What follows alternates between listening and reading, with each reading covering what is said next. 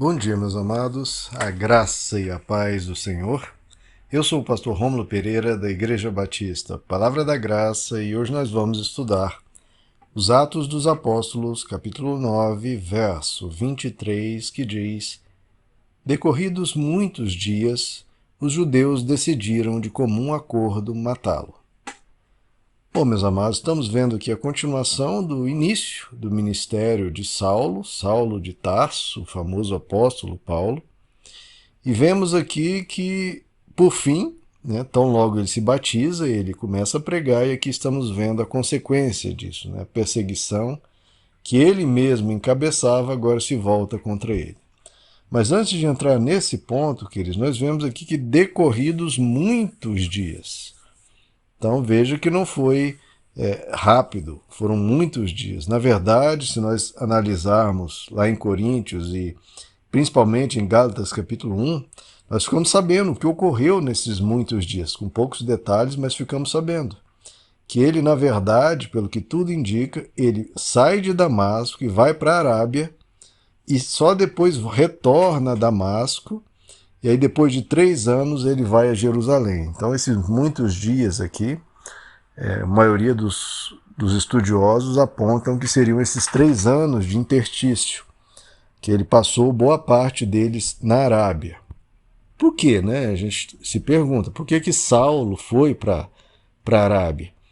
Bom, primeiro porque já haviam sinais de perseguição se voltando contra ele.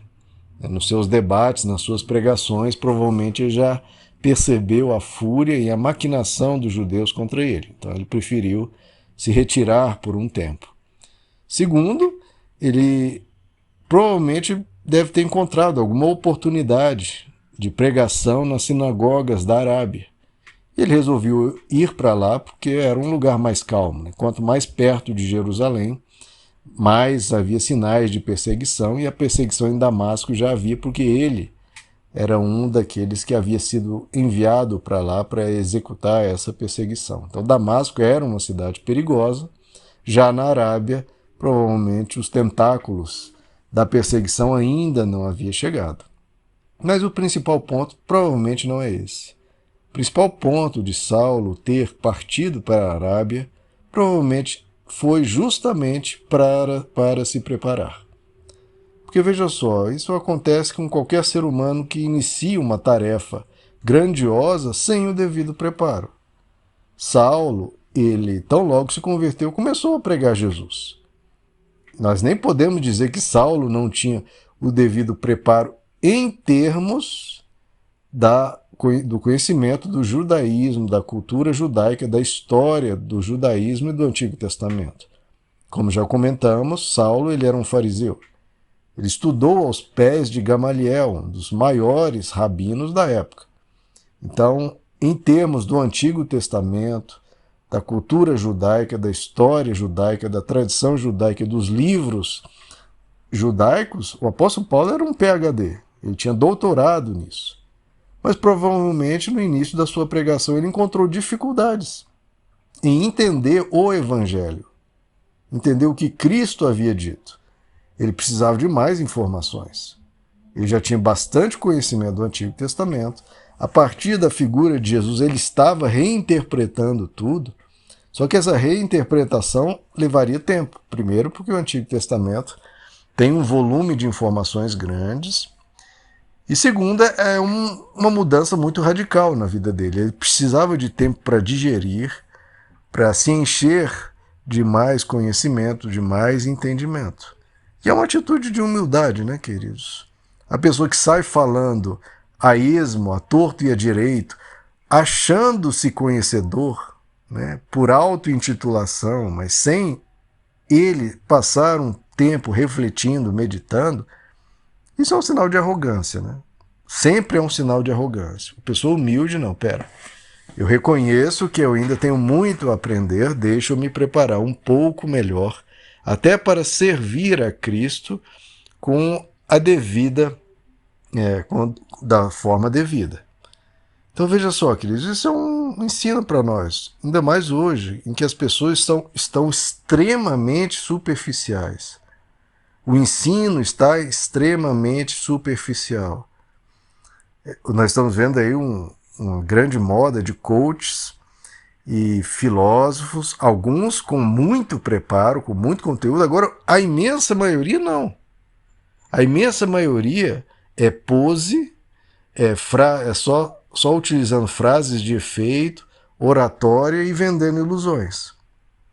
Obviamente que com isso, sem conteúdo nenhum, mas com isso, você pode arregimentar multidões. Primeiro, vendendo ilusões, falando: olha, sua vida vai ser um espetáculo, vai ser maravilhosa, você vai ser o próximo bilionário, você vai ser dono de grandes indústrias. Ó, já atrai já um monte de pessoas. Segundo, a pessoa usa de uma oratória brilhante, né? Fala com uma voz doce, uma voz maravilhosa, uma voz cativante. Segundo, usa frases de impacto, frases de efeito que marcam a pessoa, já deixam a pessoa já encantada. E usam muito de pose, né? Aquela pose já de um rico, quase de uma aura assim, que já chama a atenção, já cativa a pessoa.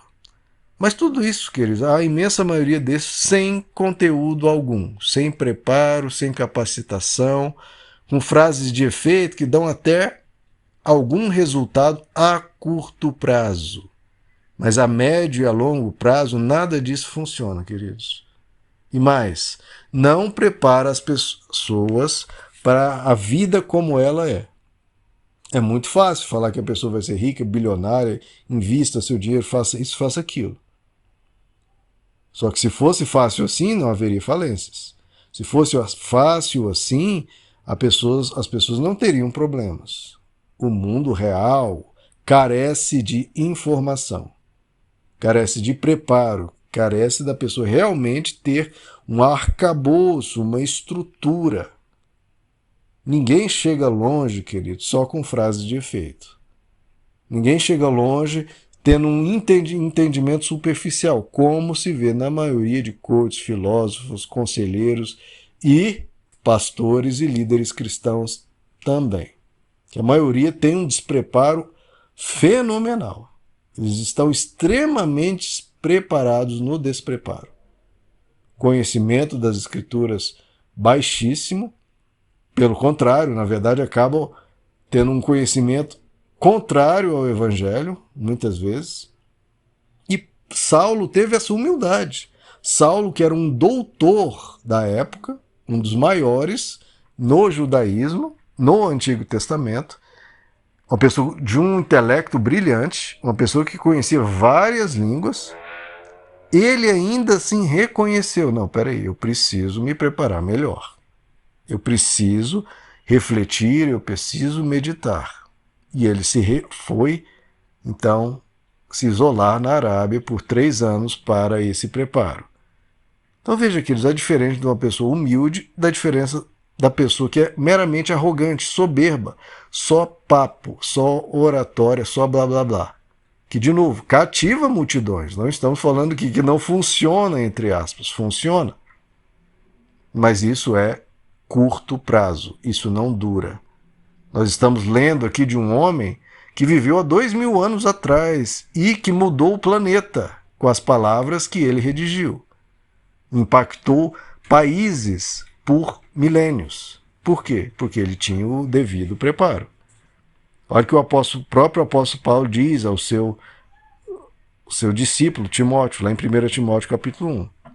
Alguns se voltam para discussões inúteis, querendo ser mestres, quando não compreendem nem o que dizem, nem as coisas acerca das quais fazem afirmações tão categóricas.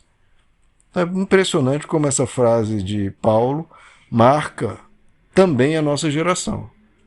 Pessoas que querem ser mestres, mas não compreendem nem o que estão dizendo, nem aquilo do qual fazem afirmações tão categóricas como se fossem verdades absolutas, a maioria das quais são falsas, ou são superficiais, não lidam com o todo da questão. Então veja como isso é sério. As pessoas querendo ser algo sem o devido preparo. Então isso é muito sério. E isso causa estrago, tanto na pessoa quanto nos outros, nos demais que a escutam.